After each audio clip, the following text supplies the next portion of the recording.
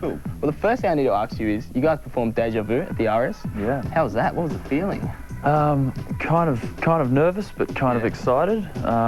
Yeah, the Arias just gets bigger and bigger every year, and I think there was like maybe 10,000 people in the auditorium the other night, and you know, we had this big screen behind us, and you know, cameras, and yeah, it was pretty crazy. But I just sort of closed my eyes and got into it. Yeah. Cool.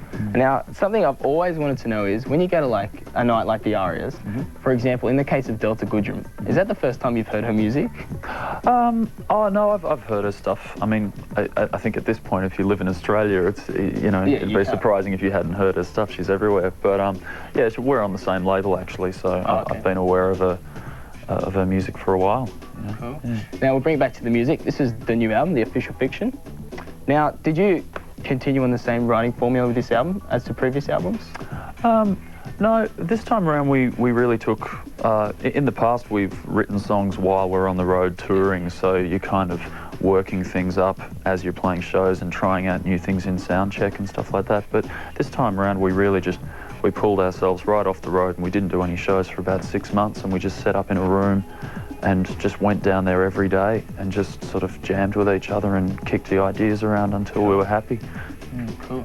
Now, I've heard that after you've written all your stuff in a journal, you actually burn it. Is that true? It is true, yeah. Yeah, why is that?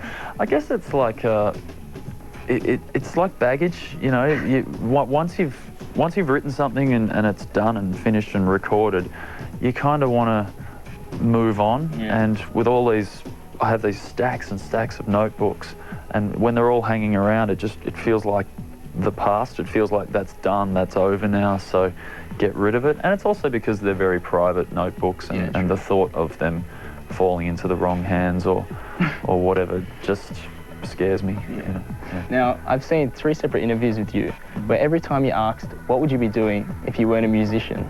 So why do you think that is?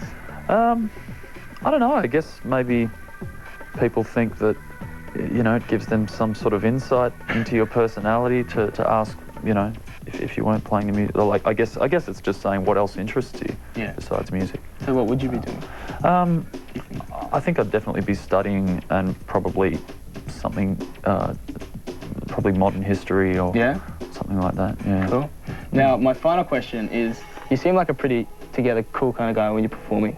Have you ever been compelled to smash your guitar on the stage? Like, just lose it and just break it? I've done it before. You have? Yeah. Yeah? Yeah, it's just, I know, it's really silly. It's a really silly thing, and I feel silly directly after doing it. But yeah, I mean, very early on when we were starting out, and I didn't have very expensive guitars anyway. Break it. Yeah, there are a couple of occasions where the sound was terrible, where you just have a really bad show and you kind of just end in this big shambles, and you just start throwing stuff around. It's just relief. Exactly, yeah.